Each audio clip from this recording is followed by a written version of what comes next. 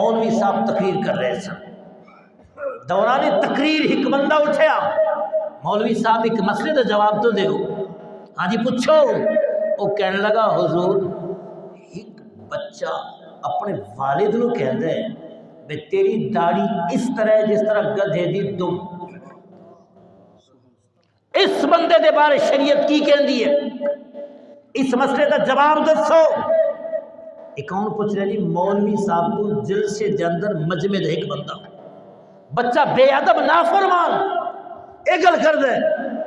مولوی صاحب تو بڑا سمجھدار سی نا، وہ کہنے لگا جیڑا بچہ اپنے والد نو اے گل کہتا ہے اس بچے کی ذرا وضاحت کرو، اس کوئی قرآن، کوئی حدیث، کوئی دین، کوئی تعلیم، کچھ سکھیا یا نہیں؟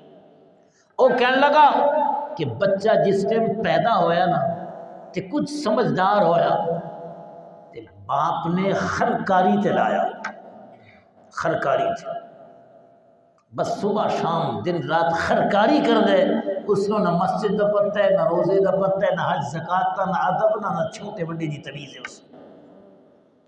وہ مولوی صاحب کہنے لگا اس بچے اپنے والد نے جو کچھ کیا ٹھیک کیا، اس دی داڑھی واقعی گدھے دی دم جیسی ہے، کیوں؟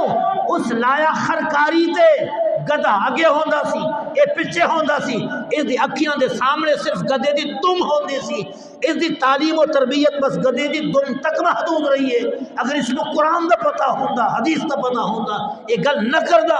میرے بھائی اولاد دی تربیت کرو، اولاد نو حافظ بناؤ، اولاد نو قاری بناؤ، اولاد نو عالم بناؤ، اولاد نو دیندار بناؤ، اولاد نو متقی بناؤ، اولاد نو نیک بناؤ۔